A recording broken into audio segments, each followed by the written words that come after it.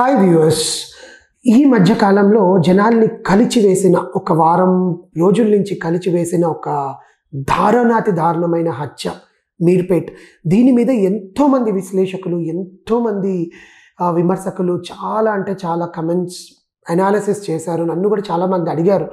But ఒక మహిళని అంత దారుణంగా హత్య చేసిన ఒక నీచుడు గురించి నేను మాట్లాడదలుచుకోలేదు, కానీ ఈరోజు మాట్లాడాల్సి వస్తుంది. ఎందుకంటే ఒక అక్రమ సంబంధం ఇద్దరు పిల్లలకి తల్లి లేకుండా చేసింది, ఒక కుటుంబానికి కూతుర్ని కోల్పోయేలా చేసింది. సమాజంలో ఇలాంటి మృగాల మధ్యలో మనం బతుకుతున్నామా అని ఆ కాలనీలో వాళ్ళకి తెలిసేలా చేసింది. ఈ హత్య గురించి చాలామంది చాలాగా చెప్పారు. నేను కూడా దీని గురించి టూకీగా మాట్లాడాలనుకుంటున్నాను. ఎందుకంటే 5 రోజుల నుంచి నన్ను చాలామంది అడిగారు చెప్పమని. బట్ నేను నా విశ్లేషణ నేను ఇవ్వలేనండి. ఎందుకంటే అంత క్రూరమైన ఒక మృగం గురించి మాట్లాడడం కూడా నాకు చాలా అసహ్యంగా ఉంది. ఎందుకంటే సమాజంలో అలాంటి వాళ్ళ వల్ల మగజాతికి చెడ్డ పేరు వస్తుంది. అక్రమ సంబంధం పెట్టుకోవడంలో తప్పు ఉందా లేదా అనేది నేను వాడి విచక్షణకే వదిలేస్తాను.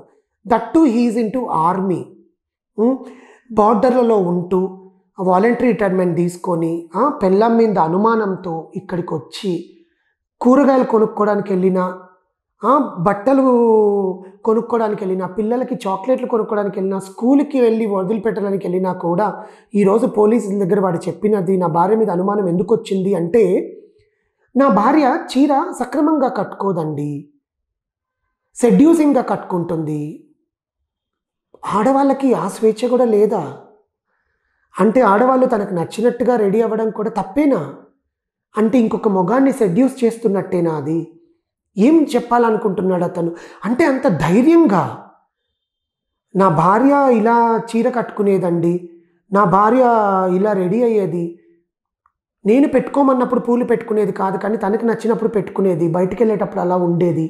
ఒక్కొక్క విషయం చెప్తుంటే పోలీసులు కూడా షాక్ అయ్యి, అరే మేము ఎప్పుడు మా పిల్లలని కానీ మా ఇంట్లో పిల్లల్ని కానీ ఇలా ఇబ్బంది పెట్టలేదే అనేంత దారుణంగా చెప్తున్నాడు ఆ గురుమూర్తి. అతని పేరు గురుమూర్తి అని పిలవడం కూడా నాకు చాలా అసహ్యంగా ఉంది బేసికల్లీ. సో ఫస్ట్ చెప్పిన విషయం భార్య కట్టు బొట్టు గురించి అతని ప్రాబ్లం అంట. తర్వాత వాళ్ళ అమ్మ వాళ్ళ ఇంటికి ప్రతి వీకెండ్ పిల్లల్ని తీసుకొని వెళ్తుంటే అక్కడెవరినో ఉంచుకుందని ఒక అనుమానం. వీడు చేసిందే తప్పు, వాడి పెళ్ళాం వెళ్ళం కానీ ఇంకొక దాన్ని తెచ్చుకొని ఇంట్లో పెట్టుకునేవాడని వాడే చెప్తున్నాడు. ఎవరైనా పక్కింటి వాళ్ళని అడిగినా కూడా మా రిలేటివ్ అండి అని చెప్పేవాడంట. వాడిని ఇంట్లో తీసుకొచ్చి పెట్టుకోవడము ఆమెని సెకండ్ రీజన్ అది. థర్డ్ రీజన్, భర్తకి నచ్చిన వంట వండకుండా ఆమెకు నచ్చేది వండి పెట్టేదంట. అది రుచికరంగా పెట్టేది, కానీ నాకు నచ్చింది వండాలి. ఇంత అనుమానకరమైన భర్త ఇన్ని ఏళ్ళ తర్వాత ఇద్దరు చిన్నపిల్లలు ఉన్నారు, ఇప్పుడు అక్రమ సంబంధం పెట్టుకొని దాన్ని ఇంట్లో తెచ్చి పెట్టుకోవడానికి దీన్ని బలి చేసుకోవాలనుకున్నాడు. 15వ తారీఖు సంక్రాంతికి వస్తున్నాం సినిమాకి వెళ్ళాక ఈ అమ్మాయికి తెలిసింది గురుమూర్తి బండారం అక్రమ సంబంధం ఉంది అని.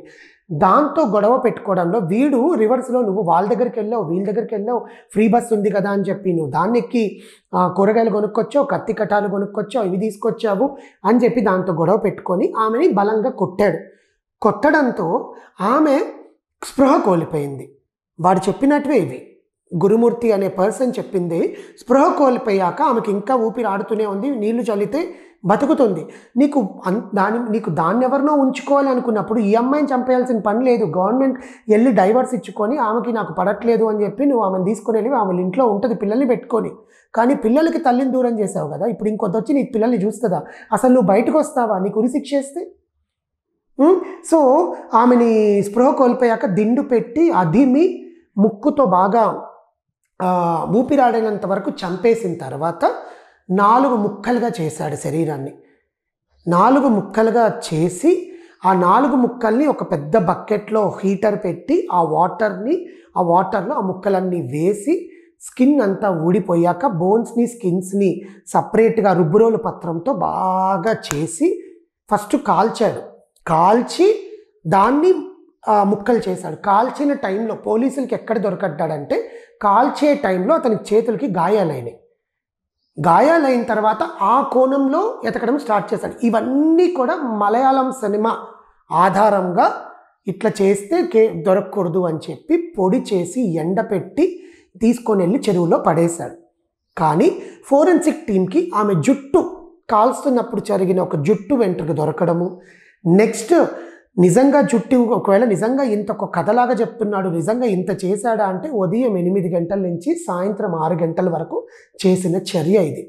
బయట వాళ్ళకి స్మెల్ వస్తుందేమో అని చెప్పి ఫ్యాన్ వేసేసి ఫ్లాట్స్లో ఉండే డోర్స్ అన్నీ ఓపెన్ చేసి కాల్చాడంట.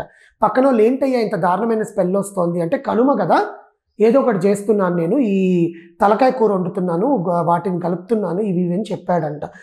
సో తర్వాత ఆ భార్య ఇంకెక్కడ దొరికిపడతామేమో అని చెప్పి అర్బన్ కంపెనీ వాళ్ళకి ఫోన్ చేసి నా ఇల్లంతా క్లీన్ చేయాలి, నా భార్య బయటికి వెళ్ళింది వచ్చే లోపల అని చెప్పి అర్బన్ కంపెనీ వాళ్ళకి ఫోన్ చేసి మొత్తం ఇల్లంతా నీట్గా పాలిషింగ్ చేయించాడు ఎక్కడ దొరకకుండా. తర్వాత భార్య నీ పోలీసులకి ఎట్లా చెప్పాలి, మా అమ్మ వాళ్ళు అడుగుతారు కదా అని చెప్పి, నీ భార్య ఎవరితోనో లేచిపోయిందమ్మా, నా భార్య కనపడట్లేదని ఎదురుగా వెళ్ళి ఫిర్యాదు ఇచ్చాడు వాళ్ళ అత్తగారితో కలిసి వెళ్ళి.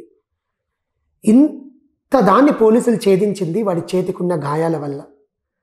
ఇంత దారుణమైన సిచ్యువేషన్ని మనం ఈ సమాజంలో హైదరాబాద్లో అసలు వాడు ఎక్కడ దొరకకూడదు అని చెప్పి పోలీసులకు సవాల్ విసిరాడంట. నువ్వు కోర్టుకు వెళ్తే ప్రూఫ్లు చూపించాలి, ఎక్కడి నుంచి చూపిస్తావు ప్రూఫ్లు? నేనే నిజం ఒప్పుకుంటానని నువ్వు నన్ను చేత కొట్టించి ఒప్పించారు నాతో అని చెప్పి నేను వాంగ్మూలం ఇస్తాను. సో పోలీస్ డిపార్ట్మెంట్ని బెదిరించిన గురుమూర్తిని మీరు ఆలోచించండి, వాడికి ఎటువంటి శిక్ష పడాలి? ఇటువంటి ఆడవాళ్ళని ఒక్క నిమిషం అట్లా దాటే లోపల మరో హత్య జరిగింది మేడ్చల్లో. అది కూడా అక్రమ సంబంధమే, బోధనకి చెందిన ఒక అమ్మాయిది. వరుసగా ఆడవాళ్ళని హత్య చేయడమే. అసలు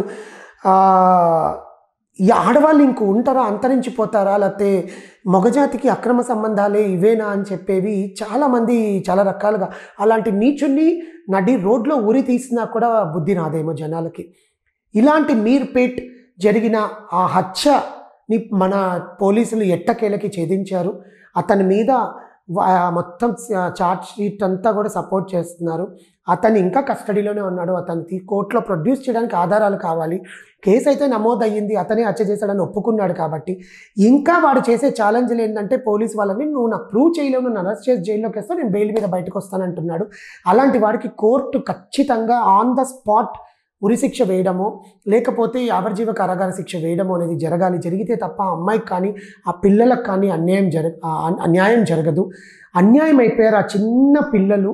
వాళ్ళని చూస్తే కూడా వీడికి ఆ కామంతో కళ్ళు మదవైకిపోయి అసలు ఎట్లా నరికాడు శరీరాన్ని, అంత నరకగలిగే శక్తి ఉందా ఒక మనిషికి అనేది వీడిని చూస్తే తెలిసిపోతుంది. కానీ ఇంకొక పరంగా చూసుకుంటే అంత నరికినా కూడా ఇల్లంతా పడుతుంది కదా, బ్లడ్ ఉంటుంది కదా, చచ్చిపోయి మనిషిని దేంతో కోసాడు, దేంతో నరికాడు అనేది వాడు చెప్తుంటే పోలీసులకే ఒళ్ళు గుగురుబాటు పుట్టిందంట.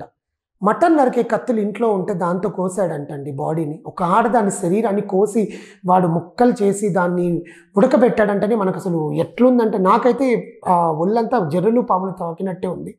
సో ఇలాంటి విషయం గురించి ఆడవాళ్ళకి రక్షణ లేని ఇలాంటి సొసైటీలో మనం బతుకుతున్నామంటే నిజంగా చాలా దారుణంగా ఉంది. సో పోలీసులు ఛేదించారు. చూద్దాం ఎటువంటి